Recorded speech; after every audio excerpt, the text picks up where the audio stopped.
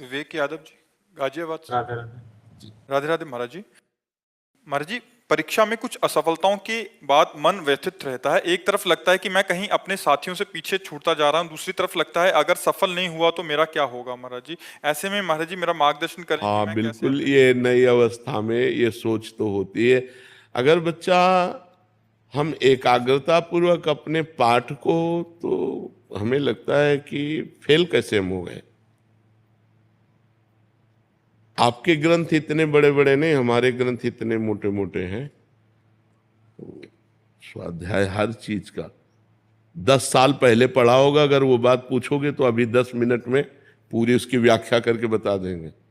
अगर आप प्रयासरत हो, प्रयत्नरत हो, तो अपने विषय में असफल कैसे हो जाते हो। या तो आप ब्रह्मचर्यहीन हो रहे हो, इधर उधर प्रपंच कर रहे हो, अपनी पढ़ाई से विमुख आचरण कर रहे हो, मनोरंजन कर रहे हो।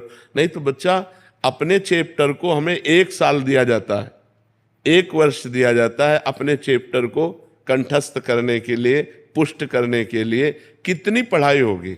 बिल्कुल, मतलब जिस विषय में लगो उस विषय में एकदम। तो हम कह रहे हैं तुम्हारा जो चैप्टर है हम उसे कंठस्थ कर सकते हैं।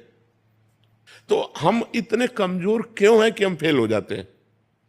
अगर ये हो कि भाई टीचर कोई पक्षपात करता है तो बात अलग है, नहीं तो हम फेल क्यों हो जाते हैं। कहीं ना कहीं हम गलत हैं, हम अपनी गलती को सुधारें। और असफलता मिलना सफलता का एक प्रतीक है कि हमें और जोश आना चाहिए। आप जीवन में कभी असफल नहीं होंगे। रात दिन पढ़ाई करो, ब्रह्मचर्य से रहो, भगवान का नाम जप करो, माता पिता की आराधना करो। कौन सी उन्नति जो तुम्हारे चरणन चूम ले, कौन सी उन्नति जो चरणन चूम ले। इसलिए हमें तो लगता है कि हम अपने धर्म ग्रंथों को ऐसे याद किए हैं जैसे काका गागा नहीं याद किया जाता, ऐसे याद। उठते बैठते चलते फिरते जो पद है, पूरी 84 जी, पूरा सुधा निधि जी, पूरी सेवकवाणी, पूरी स्फुटवाणी, उसे जिस विषय में लगे तो अपने विषय में लगे, जिस विषय में लगे तो एकदम लगे। तो आप फेल कैसे हो गए। अपने विषय का ज्ञान आपको क्यों नहीं है। ऐसा तो कोई चैप्टर प्रश्न दिया नहीं जाता जो क्लास का ना हो। मान लो आप 12वीं में हैं तो 12वीं के क्लास के अंतर्गत ही आपको दिया जाएगा। ऐसा नहीं है कि आपको आगे का दिया जाए। आप जितनी क्लास में पहुंचते जाएंगे योग्यता, उतना ही आपको प्रश्न दिया जाएगा। तो हमको अपने चैप्टर को घुस करके घुन की तरह लगना चाहिए। जैसे गेहूं में घुन लग जाता है ना, पूरा खोखला कर देता है, ऐसे में अपने चैप्टर में लग करके पूरे चैप्टर को अपने माइंड पे बैठा लेना चाहिए। हमारा माइंड बहुत विस्तार से है, अनंत जन्मों के संस्कार भरे हुए हैं। छोटी सी चिप में मन की अनंत जन्मों के, तो ये सब पूरा आपको भर लेना चाहिए। कहीं ना कहीं आप प्रमाद कर रहे हैं, कहीं ना कहीं आप त्रुटि कर रहे हैं, उसको संभालिए। नहीं तो ये निराशा ऐसी बढ़ जाएगी कि जीना मुश्किल हो जाएगा। बच्चे अभी बच्चे हैं ना, अब जैसे देखा कि जैसे इन्होंने कहा हमारे दोस्त सफल हो रहे हैं, तो दोस्तों के सामने नीचा, घर परिवार में जाने पर कि यार हमने यार इतने रुपए लगाए और तुम फेल हो गए, यार ठीक नहीं है। अब वो अंदर से इतना घुट जाता है कि उसे एक रास्ता दिखाई देता है।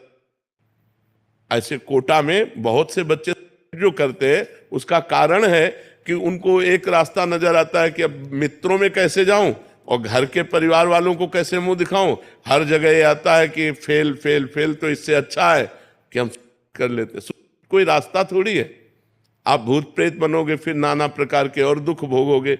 हमें चाहिए कि हम अपनी गलतियों का सुधार करें। मोबाइल में रील देखने में समय बर्बाद ना करें, गेम देखने में बर्बाद ना करें, गर्लफ्रेंड बॉयफ्रेंड वाली झंझट में ना पड़े, इस प्रपंच में ना फंसे। अगर आप सही से चलो और ब्रह्मचर्य धारण करो तो ब्रह्मचर्य में इतनी सामर्थ्य है कि सब कुछ याद हो सकता है। बच्चा सब कुछ याद हो सकता है। तो आप निराश मत हो, संयम में चलो और आगे उन्नति को प्राप्त हो। ऐसा नहीं कि बराबर अवनति हार ही हाथ लगेगी, ऐसा नहीं है। आप प्रयासरत रहो। ठीक है।